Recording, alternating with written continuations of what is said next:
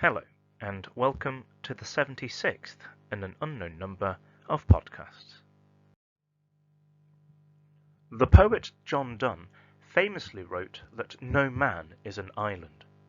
And yet in these days of lockdown, shielding, isolating and social distancing, it can seem that it goes against his concept of humans as social beings. I have to say that while I've been producing these podcasts, there's been a feeling that I've been working in splendid isolation. So I'm very thankful through technology to once again welcome a guest to the podcast. This is the 8th episode of Desert Island Discs, and I'm pleased to say that the castaway today is Deputy Head Teacher, Mrs. Key. Hi Mr. Funk, thank you for having me on Desert Island Discs. I'm really looking forward to this. Well, let's get started. Your first question is, what recordings would you choose to listen to? So I've been given the option of having 5 pieces of music with me on my desert island. Music for me really evokes really powerful memories. I can usually remember where I was when different songs come on the radio. So I'm going to take some memories with me on my desert island. So the first song that I'm going to take with me that reminds me very much of growing up in Nottingham with my mum and dad is American Pie by Don McLean. Mum always had the radio on in the background with Radio 2, so that was often on in the background as I was growing up. The next one I would like to take with me is something that reminds me of my university years, very happy times for me, and that's Tracy Chapman singing Fast Car. After university, I went travelling in Europe, so this one really reminds me of looking out of a train window, whizzing through Italy somewhere, listening to one of the cassettes that I'd bought for my travels on my Sony Walkman, and this is Blue Monday's New Order. The fourth song reminds me of my wedding, and this was our first dance at my wedding, and this is The Cause, Runaway. And then the fifth piece of music, this is the wild card. So this is a classical piece. And this reminds me, again, of growing up when my dad and I used to love listening to classical music. We would always listen to Last Night at the Proms together. But my favourite piece of classical music is Sibelius' Fifth Symphony. Some great choices there, Mrs. Key. And nice to know that you've chosen those pieces specifically to evoke particular memories in your life. Also great that you've mentioned a Sony Walkman. I think children today, students today, won't know the horror of having a Walkman chew up your cassette, or even have the inconvenience of having to fast forward or rewind in order to get to your favourite songs. On to your next question now, and it's, which book would you read? So I'm allowed to take one book on my desert island with me. I'm going to cheat here because I think I'm going to take a box set.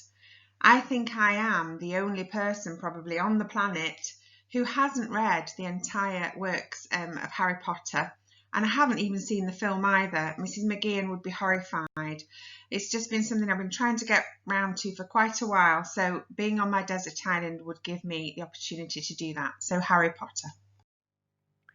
Well, Mrs. Key, I have to say that I'm surprised to learn that you haven't read any of J.K. Rowling's Harry Potter books, and that you haven't seen any of the films either.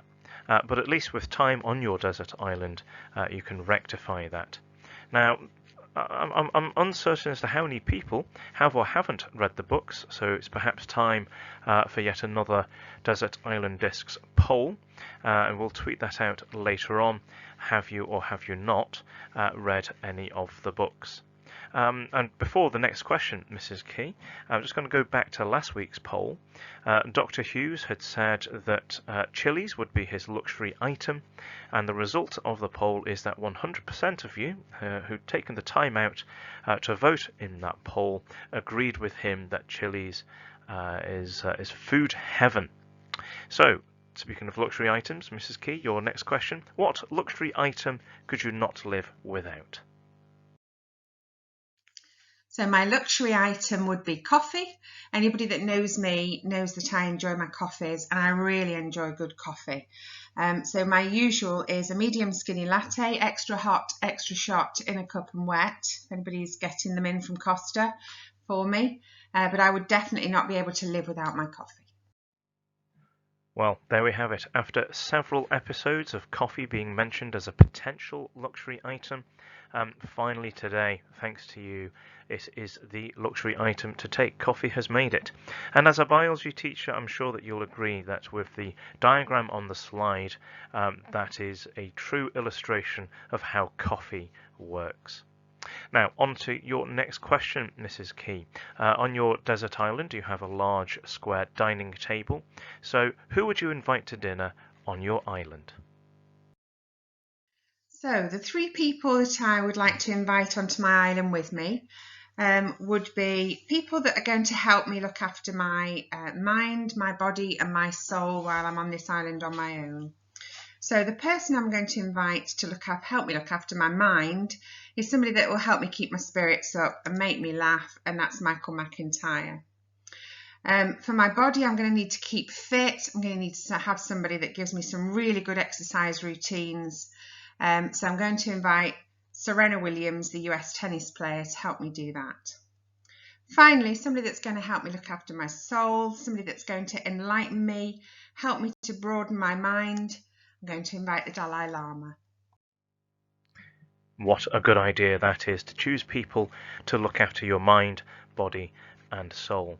And in choosing Serena Williams too, not only will she give you a good exercise workout, but when you are bored on your island, you can challenge her to a game of tennis and she can give you some coaching tips so you can work on your backhand. Now, on to the final question, Mrs. Key. What would be your message in a bottle? My message in a bottle would be really simple, but it's something that I would like for all my students and my own children to live by, and that's to stay humble, work hard, and be kind. Simple words, but powerful words. Thank you for sharing that, Mrs. Key, and thank you for participating on this episode of Desert Island Discs. A reminder to listeners that there's the poll out there to discover whether or not you're a Harry Potter fan. Have you read all of the books, or are you, like Mrs. Key, yet to open the covers and go into that magical world? Do let me know in the usual way via Twitter @ChiefVicar. So until tomorrow's podcast, as ever, be kind, take care, and stay safe.